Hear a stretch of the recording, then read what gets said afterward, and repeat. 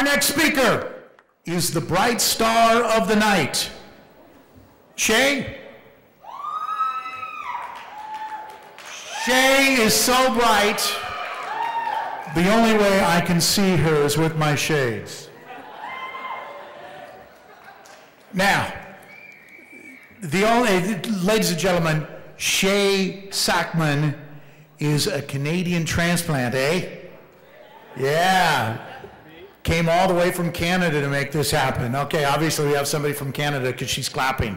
All right, so Shae is a filmmaker, web developer. Buckle up for this next ride. She is going to be driving with no seatbelts. Ladies and gentlemen, Shae Sackman.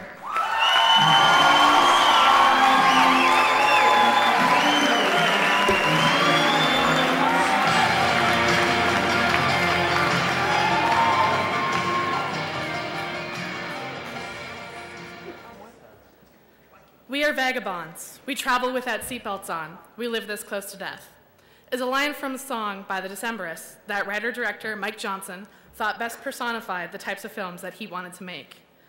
And so No Seatbelts was born. When I showed up on Mike's first film set as a photographer, I had no idea I would end up taking over and becoming the person in charge. Just a few months later, I fumbled through running my first film set with no idea what I was doing. I am a self-taught first assistant director, which means I lay the groundwork of getting a film made, and then order everyone around when it's done. I'm the one who yells, "Quiet on set," and I love that.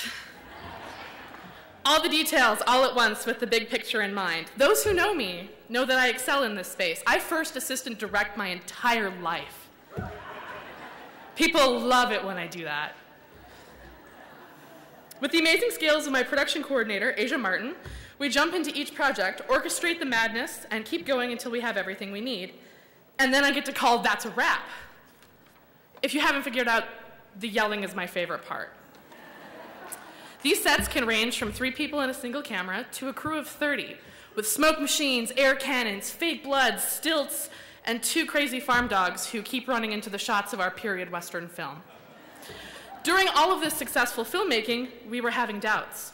The 3 of us couldn't just up and decide to be a film production company. That's not how it works. Is it? My reply was, "Too bad, we're already doing it, what's next?"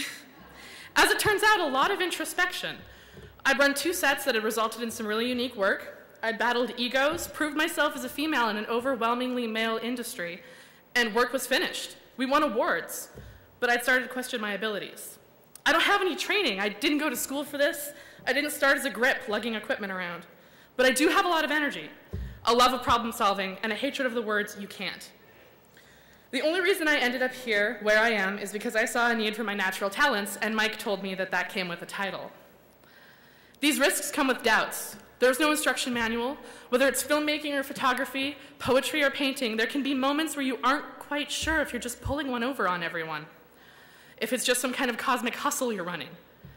Can we get away with this was being asked in our meetings. So here's how we get away with it.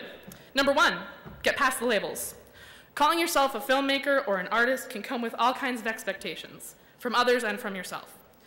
Since there's no committee that shows up and awards you a title, it can be uncomfortable. It's taken me 3 years to be able to say, I'm a filmmaker, so thanks to all of you here for attending my coming out party.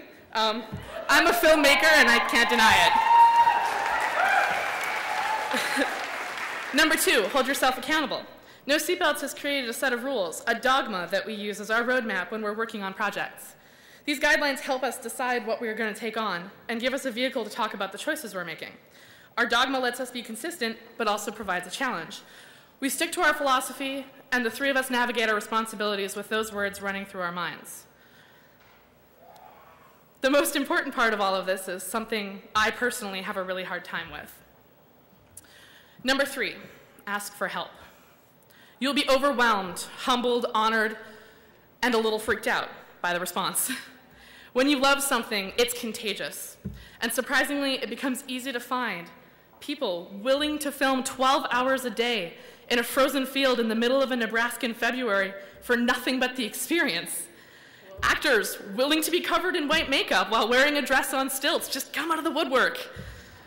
People who are energized but what you are trying to do will want to be involved somehow.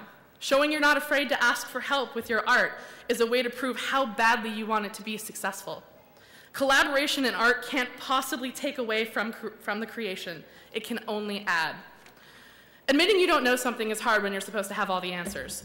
I'm supposed to be in charge, and sometimes I forget what comes first, roll camera or roll sound, but I look over to Mike and Asia and realize that taking risks doesn't have to be so lonely. Lincoln, Nebraska is an amazing place to ask for help in. The love this community has shown no seatbelts, and our work is overwhelming. From letting us shoot short films in your businesses and backyards, to showing up at 8 a.m., to be extras in a loud dance party scene, people in this city have been supportive, curious, and incredibly generous with their time and enthusiasm for something new, something different. I truly believe that we couldn't do what we're doing anywhere else. So thank you for letting us take risks here. Thank you for making Lincoln a perfect breeding ground for opportunities. And I'd like to ask all of you to take a risk and please bring something to Lincoln. Thank you.